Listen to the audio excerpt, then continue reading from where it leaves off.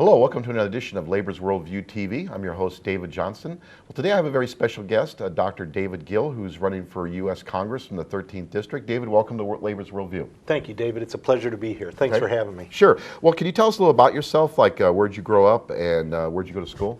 Well, I grew up in Niles, near Chicago, and in the household I grew up in, we didn't have anything extra. And in fact, my dad passed away when he was 37 years old. So I was 13 at the time, and if I wanted to have anything extra, I had to go to work. So I started working then in Niles, washing dishes and bussing tables at a big boy at a big boy restaurant. And I've worked hard all my life ever since then. I came down here to Champaign-Urbana for both college and for medical school, and I worked my way through school. I stocked the shelves at a Kmart over on Prospect. I guess I'm kind of dating myself. Kmart's long gone now from there. And I also mopped the floors of a laundromat for about 4 years at night. And I've had to work hard for everything I've ever gotten.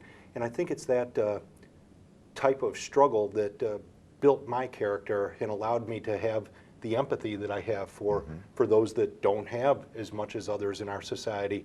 And I think it's that type of empathy that we see lacking amongst some of the millionaires that occupy these seats in the U.S. House and the U.S. Senate. Indeed. And so are you married? Do you have children? Or? Yeah, I'm married. Elaine and I live in Bloomington, about 45 miles west of here.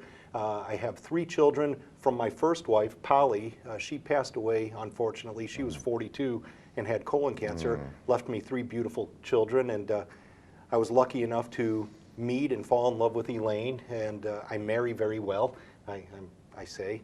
And as part of the bargain, Elaine brought 3 more great kids into my life. So we have a whole Brady bunch, 3 boys and 3 girls in Bloomington. Actually, we're shedding children now. The 4 oldest kids are gone. So we're down to 2 children in the house, and we've also got 2 rescue dogs. We've saved a couple dogs from animal control, and we have 2 cats, and we have 2 old turtles. So it's quite a menagerie that we have. Crowded house. Yeah. So you've run for office before. Tell us about some of your past campaigns. Yeah, I ran for Congress 3 times during the first decade of this century, back in the old Illinois 15. And the old Illinois 15 was really an impossible district. I was running as a Democrat, and if you're a Democrat, given the voting patterns and the district lines in the old Illinois 15, you're supposed to get no more than 25 or 35% of the vote. But I'm somebody who believes that all of us should have a voice within the political system and our government, and I thought that it was important that the voice of that minority be heard. And so I was proud to get out there and run for Congress.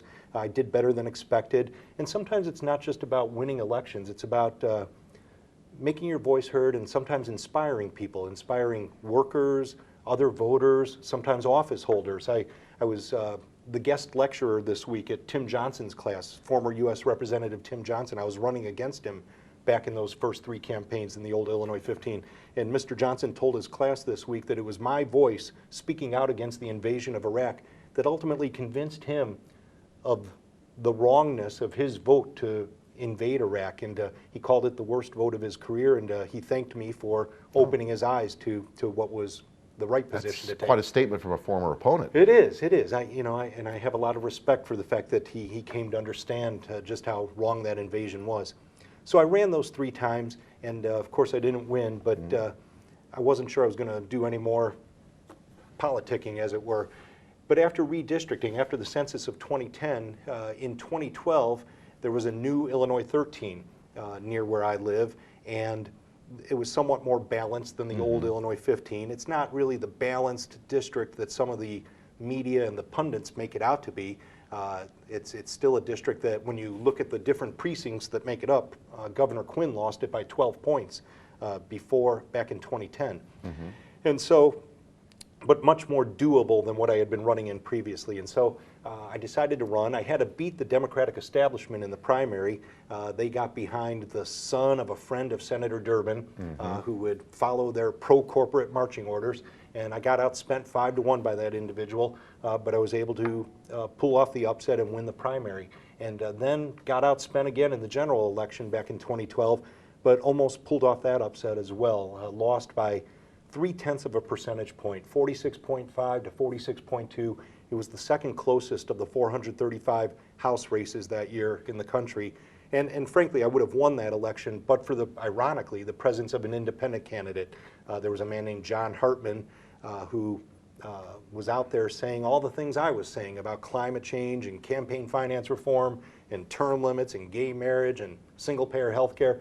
And so in a sense, I was running against both Rodney Davis and myself. And my views won by 7 points, but John Hartman split the vote just enough that I lost by 0.3 of a percentage point. You know, I remember that seeing the debates on TV, and it's like, gosh, you know, that was my impression of the independent candidate that ran. It was that he was agreeing with everything you said. Yeah, you know, which begs the question of why he ran. You know, I don't know. A lot of people ask that question. Okay. But I was able to get my message out, and I think that we've seen that I was able to appeal to all groups, left and right and in between. I think people came to understand who I am. And I think people recognize that I'm the type of individual that went into medicine because I care about the well-being of my fellow man and woman.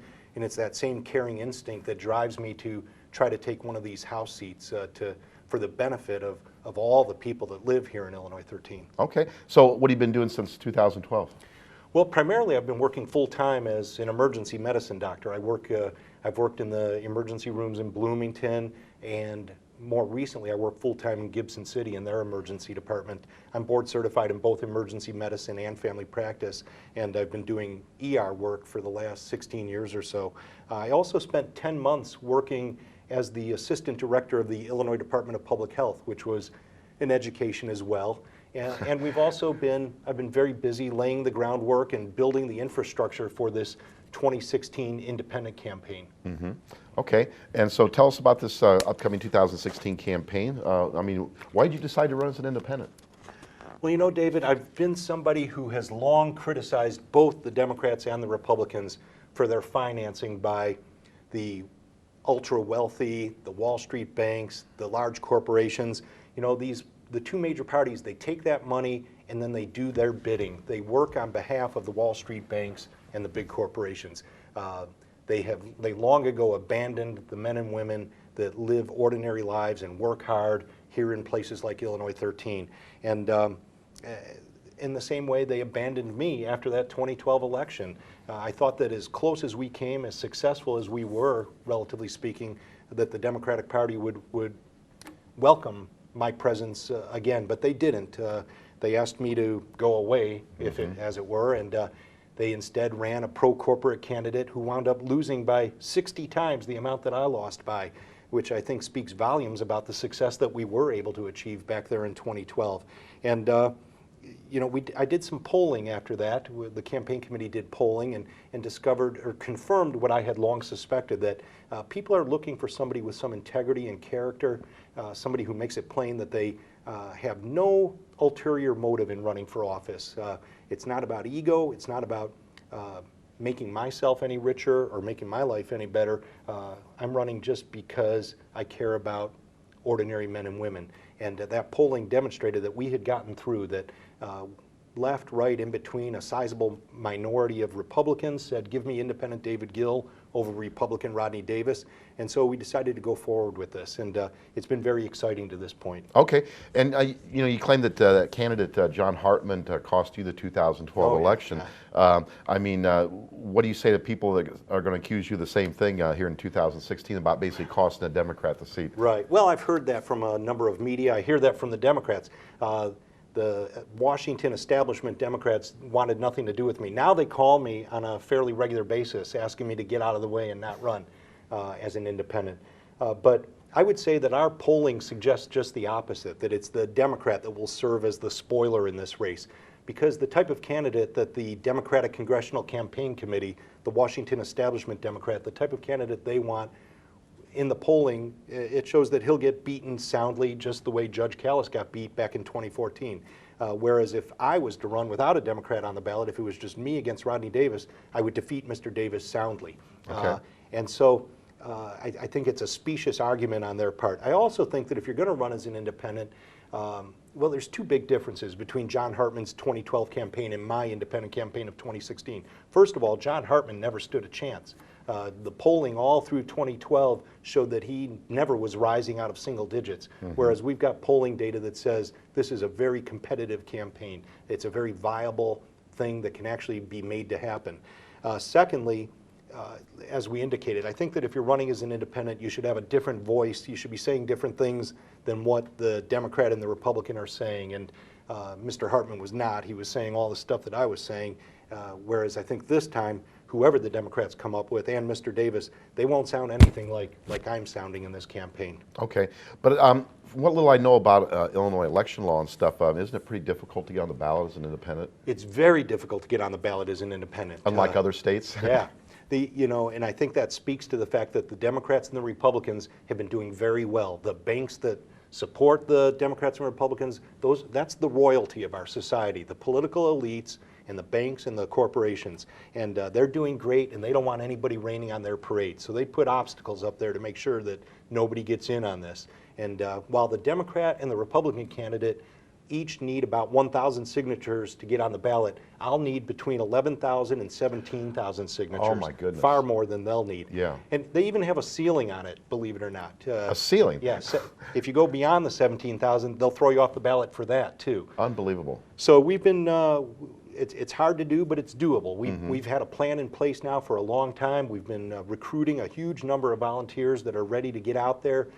From late March to late June, we have 90 days to collect those 11,000 plus signatures next spring, and we intend to get it done and to pull this thing off.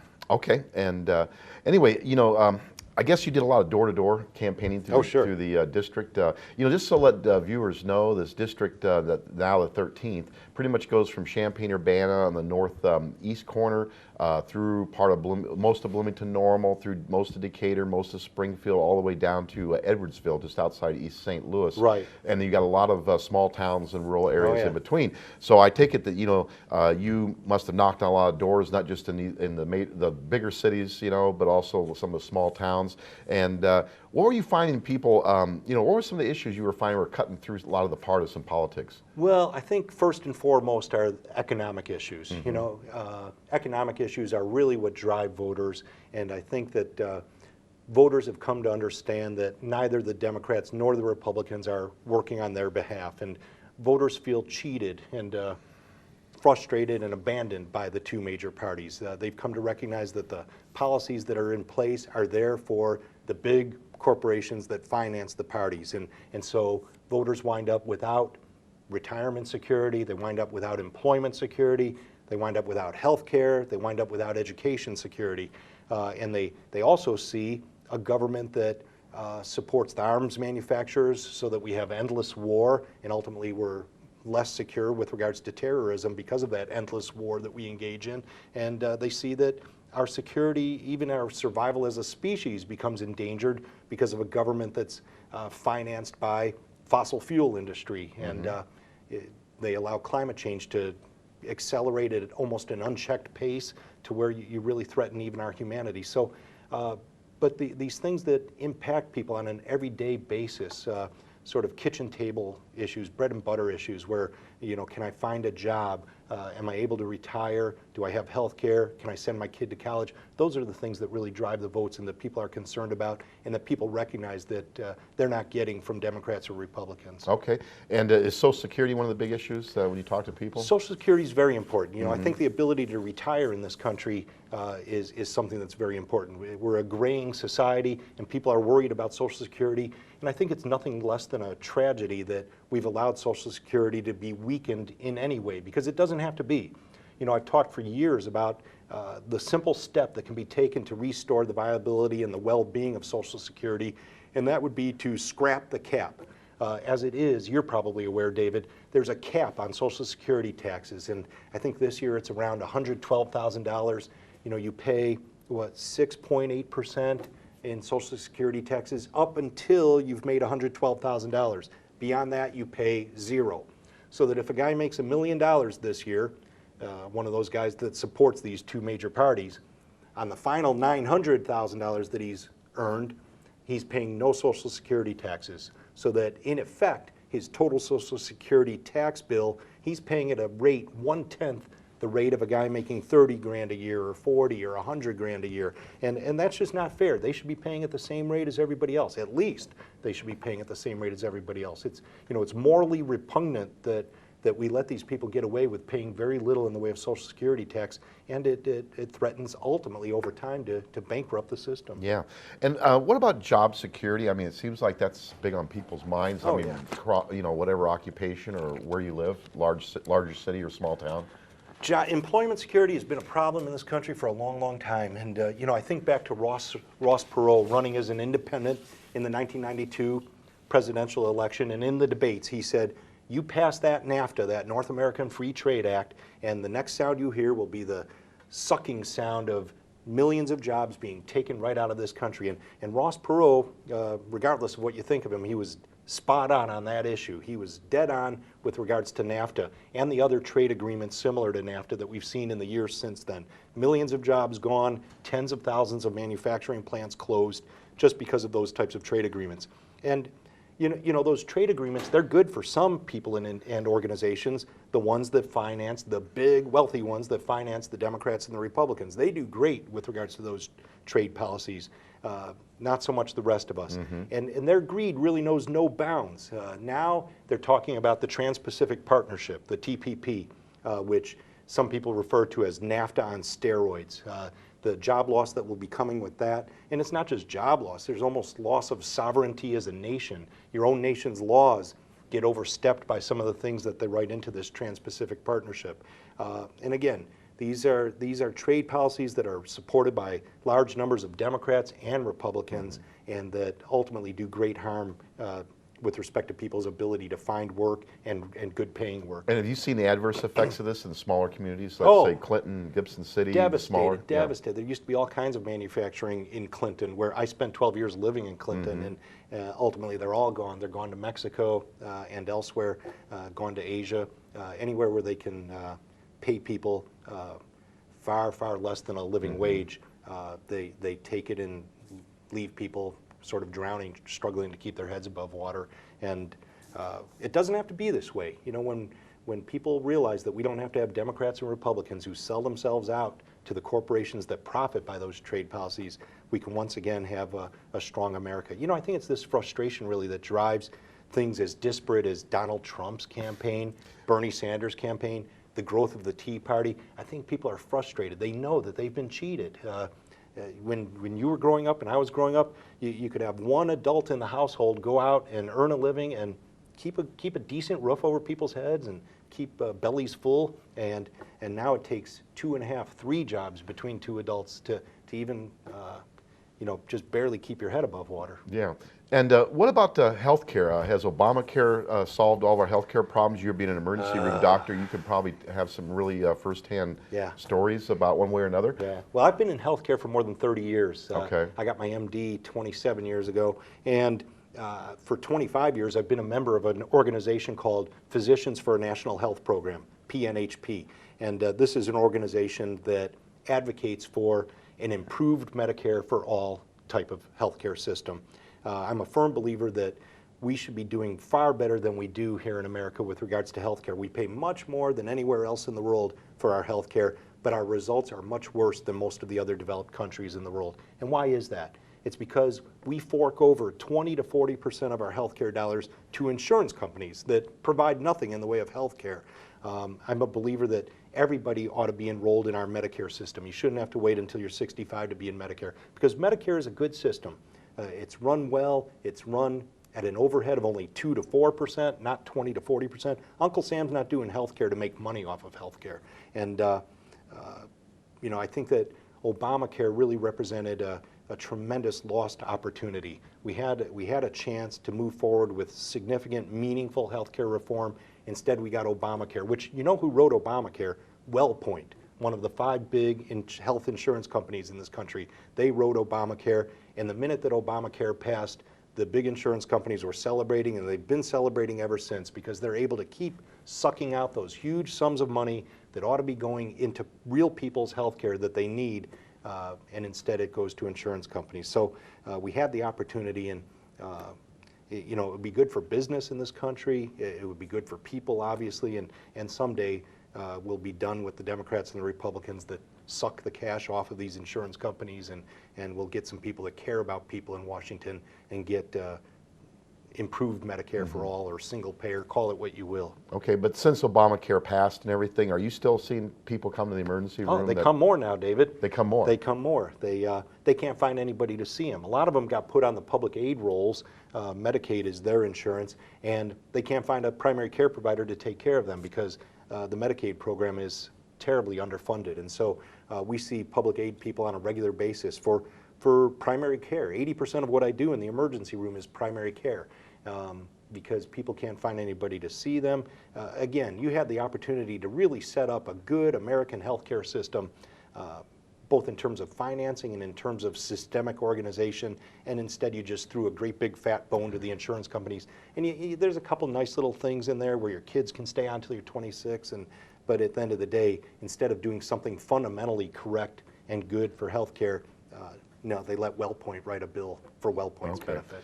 That kind of leads into the question about taxes, because a lot of people say, oh, if we had a Medicare for all system, our taxes would go way up. But I mean, I want you to answer that question, of course, but maybe you could take it from there too, just to talk about taxes in general. Sure. Well, our taxes are too high right now because the wealthy are not paying their fair share.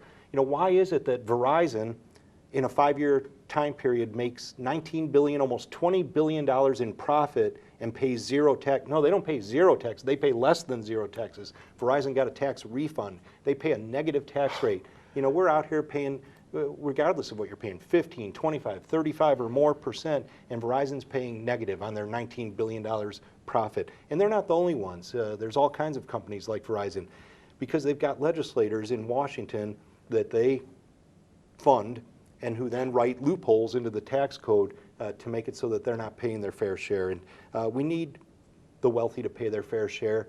We need to reprioritize. The Defense Department is saying, no, don't build that weapon system. We don't need that. We don't want that. But because of the money that the arms manufacturers put into Washington, D.C., we still go forward with some of these new weapon systems, and we engage in endless warfare. And it doesn't have to be this way. We can reprioritize, and when we do that, there's no reason why ordinary men and women would have to pay so much in taxes as they do today. Certainly with regards to health care, we pay Medicare tax, of course, and we'd have a similar type of tax when we have super Medicare or whatever you want to call it, but it certainly would cost us less than what we have to pay for all the profiteering done by the insurance companies. The premiums and then the co-pays, deductibles, uncovered procedures, and et cetera. Sure. Well, let me ask, just final question I want to ask you here is, what do you think of our current U.S. Congressman, Republican Rodney Davis? I'll tell you, David, I lost a lot of respect for Congressman Davis during our 2012 campaign, primarily because of some of the messages that he put there about me. There was a lot of lying, very disingenuous type stuff designed to scare some of the least secure within our body politic. Senior citizens were made to fear what I would do with Medicare. I've spent... That's quite an irony. Yeah, it is. It is. I've spent 25 years supporting Medicare, trying to build Medicare into an improved, excellent system. I love Medicare. I've made that very plain. And what Rodney Davis did in that 2012 campaign, back in 2004, I was in a debate with Tim Johnson, and the moderator said, well, about this health care for all, this Medicare for all thing, wouldn't you have to pay a tax on that? And in response, I said, well, yes, but you would no longer have your Medicare tax because we'd no longer have Medicare. We would have super Medicare. And in 2012, what Rodney Davis did with that, he took that statement out of context. He had a narrator say, what would David Gill do with Medicare? And then they had me standing there saying, we'd no longer have Medicare. He didn't put in there that we'd have super Medicare for all. And after that, I had senior citizens coming up to me and saying, I liked you until I heard you want to do away with Medicare. This is the type of sleazy, a guy who's been in politics for a lifetime. You expect this from those type of people, and I think people are looking for something different. Another example, for many, many years, I've been a proponent of what they now have in Oregon for 20 years, Washington State, Montana, Vermont, now California. Governor Brown signed a bill about a month ago. It's called Death with Dignity. I've long been a believer in freedom in this country. And I think that if your body is riddled with cancer, you're terminal, if there comes a point where you want to go to the doctor and receive a prescription to go home, and when things get too bad, if you want to end your stay on this earth, that you should have that freedom. And 70% of voters agree with me on this very important topic. Rodney Davis doesn't. And he thinks that he should dictate how long you suffer in pain from your cancer all over your body. Anyhow, so I've long supported that type of thing. There's nothing mandatory about it. You know, it's up to the individual. And there's lots of safeguards that can be put in, as they've had in Oregon for 20 years. And what Rodney Davis did the last week of that campaign, I think, is unconscionable. He was running commercials and doing robocalls, his own voice, telling people that if you vote for David Gill, he's going to put in place deadly medical procedures, trying to scare people. And, you know, people have had enough of that type of nonsense, and they're looking for someone with character. It's no wonder to me that our polling shows that a sizable minority of Republicans say, yeah, give me independent Gill. I've had enough of this other stuff. So, you know, it's I'm sure Mr. Davis works hard and whatnot, but we can do so much better than that. Okay. Well, we're just about out of time. Are there any final things you'd like to say to the viewers? Well, I would just say if you're looking for something different, we could use your help too. We've got lots and lots of volunteers that are getting ready to get out there and collect those 11,000 to 17,000 signatures next spring. We would like you to be a part of that if you'd like to fix what's wrong in this country. And you can get a hold of me, send me an email at davidgill2016@gmail.com. You can look at our website. It's democracy.com/davidgill2016. You can get a hold of us through that website. I look forward to getting on the ballot and ultimately succeeding and hopefully taking this country in a step in the right direction. The independent movement is growing. 20 to 35-year-olds in this country, half of them say you can keep your two parties. They recognize that they've been sold a bill of goods. The youth in this country, we can do a lot better, and I look forward to being a part of that. Okay, David, well, thank you for coming on the show today, and good luck. Thank you, David. Well, tune in next week for another edition of Labor's Worldview TV. And until then, be safe and power to the people. Take care.